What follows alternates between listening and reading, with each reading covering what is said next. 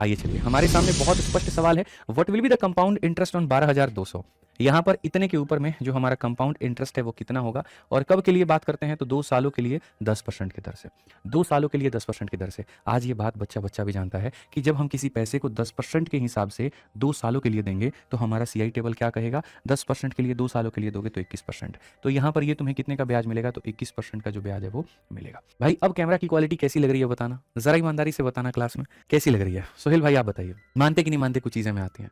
सोचिए अगर नहीं आती तो आप क्या करते हैं, आप तो अब बेच ही देते हैं हमको ले जाके। आइए चलिए, तो हम लोग आगे बढ़ते हैं और हम लोग यहाँ देखते हैं तो कंपाउंड इंटरेस्ट 12,200। तो देखो हमेशा ये बात कहता हूँ कि जैसे तुम्हारे सामने 12,200 दिया गया, तो ये वो पैसा है जिसके ऊपर में ब्याज लगना है कि इतने के राशि पर 10% की दर से 2 सालों का ब्याज। तो जिस पैसे को मेरे भाई यहाँ पर तुम ब्याज पर चलाते हो वो हमेशा प्रिंसिपल होता है, यानी अपने आप का 100% होता है। ठीक है, और जितना तुम्हें चाहिए वो ब्याज है। अब 10% के हिसाब से 2 सालों में ब्याज कितने का मिलेगा, 21% का। आप यहाँ से इसको खत्म करिए, मल्टीप्लाई करिए, 1 इंटू 2 यूनिट डिजिट हमारे सामने 2 आएगा। एक ही ऑप्शन का यूनिट डिजिट 2 है तो पूरा कैलकुलेट करने की जरूरत भी नहीं है। बच्चे कह रहे हैं मस्त है एकदम यहाँ पर जो है वो कैमरा क्वालिटी।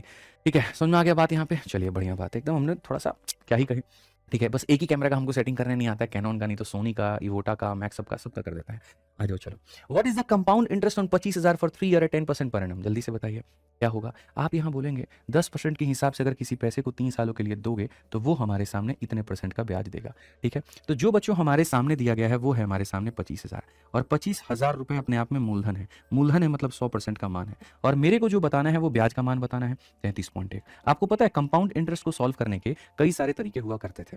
हमने सबको खत्म कर दिया और सक्सेसिव पे सबको लेकर के आ गए, और जब यहाँ पर सक्सेसिव पर लेकर के आ गए तो उसके बाद अब हमारे लिए काम बहुत आसान हो गया। तो आज अगर मैं बात करूं तो जो दिया है वो इतने का और जो पूछा है वो इतने का। अगर हम यहाँ देखेंगे तो हम यहाँ पर ये बात करेंगे, नीचे हो जाएगा इतना, 2 और 1 से हमारे सामने ये पूरा पूरा खत्म।